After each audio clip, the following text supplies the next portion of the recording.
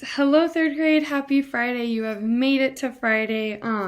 We are continuing with our number lines. So again, we're just going to look at number lines and then we're going to go through examples talking about them so we know what we're working with. So here are our number lines that we've been going over. So remember, our top number are the numerator and our bottom number is the denominator. So our top number, again, is the numerator. This top number represents part of the whole. So right here, it's showing that it's one part out of the total whole of 8 parts. And the bottom number represents the whole. So that's why it's divided into 8 parts. And that's why our bottom number is 8, because there's 8 equal parts that represent one whole.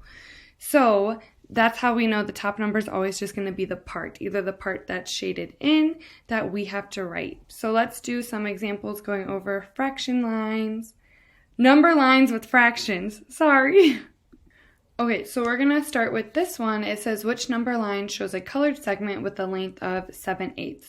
So 7 parts out of the total 8 parts are going to be colored in. So our top number, our numerator, is the parts that are shaded, and then our bottom number is representing the whole. So the whole is divided into 8 equal parts.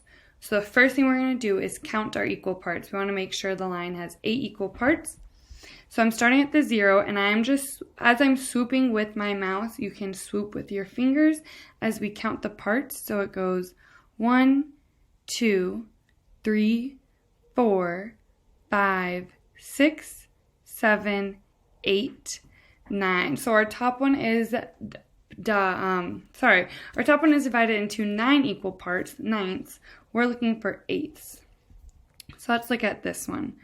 1, 2, 3, 4, 5, 6, 7, 8. So this one is divided into eighths. It's divided into 8 equal parts that represent the whole. Now 7 of those parts should be colored blue. So let's count and see if there's 7 parts colored blue. So I'm starting here. 1, 2, 3, 4, 5, 6, 7. So 7 out of the 8 equal parts are colored blue. So 7/8 of this line is colored in. So let's just again check our answer for the last one to make sure that's not it. So let's first count the parts. 1, 2, 3, 4, 5, 6, 7. This is equally divided into 7 equal parts, so not into 8 equal parts. So we know that this choice is our correct answer, and we can be confident about that. It's always good to double check.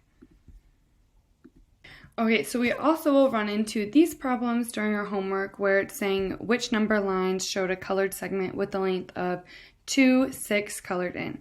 So they could have there could be more than one answer. So the first thing we're going to do again is look at our denominator. It is 6, so we know 0 to 1, our whole, should be divided into 6 equal parts. So let's first count that.